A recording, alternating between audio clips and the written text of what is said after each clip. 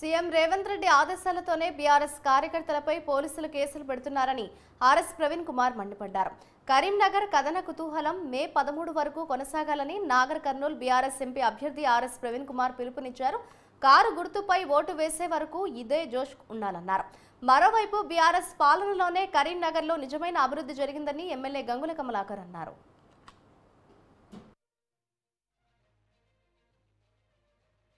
12% మన ఏలిన కాకతీయుల నాటి వరకు కానీ, దాని తర్వాత మసూరు నాయకుల నుంచి కానీ, పెద్ద నాయకుల నుండి కానీ, దాని తర్వాత రాష్ట్రకూటులు కానీ, విజయనగర సామ్రాజ్యం కానీ, దాని తర్వాత మన ప్రాంతానికి వచ్చిన బహుమని సుల్తాన్ నుండి కానీ, మొఘలు వంశస్థుల నుండి కానీ, కుతుబ్ షాహీల నుండి కానీ, ఆసఫ్ జాహీల వరకు, నిజాం పాలన వరకు వాళ్ళు ఎవరైనా కరువులో వస్తే నీళ్లు రాకపోతే శ్వేతపత్రాలు రిలీజ్ చేసిందా?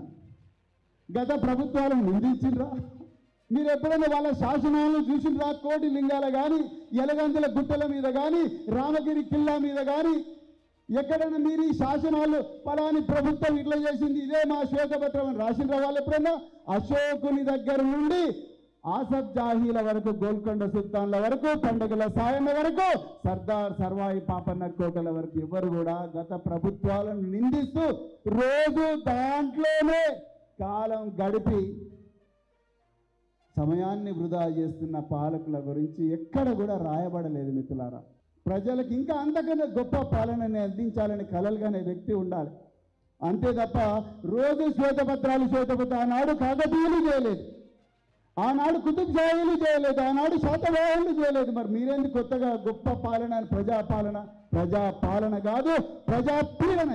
ఇది 12% మన ఏలిన కాకతీయుల నాటి వరకు కానీ, దాని తర్వాత మసూరు నాయకుల నుంచి కానీ, పెద్ద నాయకుల నుండి కానీ, దాని తర్వాత రాష్ట్రకూటులు కానీ, విజయనగర సామ్రాజ్యం కానీ, దాని తర్వాత మన ప్రాంతానికి వచ్చిన బహుమని సుల్తాన్ నుండి కానీ, మొఘలు వంశస్థుల నుండి కానీ, కుతుబ్ షాహీల నుండి కానీ, ఆసఫ్ జాహీల వరకు, నిజాం పాలన వరకు